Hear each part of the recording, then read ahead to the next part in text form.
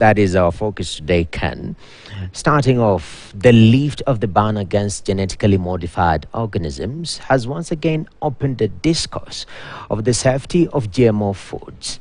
And some quarters actually think this was long overdue. GMO technology. Genetically modified organism is any organism that has been improved by transferring genes from a different species to itself. Sometimes it can also be from similar species. That's what we are calling cisgenics. This tech has been at play from around mid-90s. It started with back in 1994, and it has been adopted widely in many countries for different crops. But the 2012 ban saw Kenya go back to the drawing board on genetically modified organisms, setting up a commission to interrogate the ban. And in 2013, on 15 November, the Hero Committee released a report noting that the government was right to ban GMOs.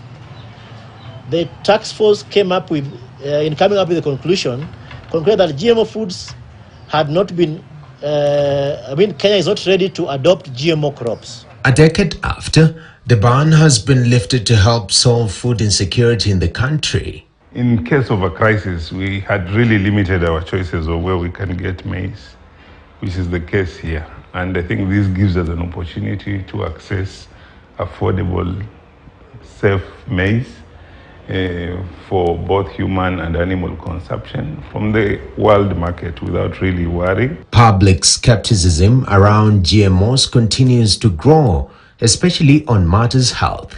Tunajua vizuri sana hizi mbegu zinaleta maugonjwa kwa mwili. Hizi mbegu hata mkulima mwenyewe haezi iweka hiyo chakula kwa mwaka mzima na kule. The health concerns, especially on GMOs causing cancer, has not yet been proven. 26 years experience in application and use of GM products. There has been no credible report of ill health in humans, in animals, or even in the environment. Negative impact that has been documented and publicized. I feel that persons who are attributing this to cancer are sometimes a bit loose. Because let me ask a very basic question. For the last 10 years, because GMO was banned in 2012, in November 12, up to now, 10 years, haven't we heard about cases of cancer? We haven't been eating GMO in this country. So what happened? Less than 10 countries on the continent of Africa have taken up the GMO technology. Kenya ratified the KTN protocol in 2003. They were quite progressive at that time. The protocol is based on precautionary principle that check for safety, for human health, animal health, and the environment before we deploy. So I think a lot of African nations, including Kenya, took more precaution because at that time the technology was relatively new. With the ban lifted, focus now shifts to regulation.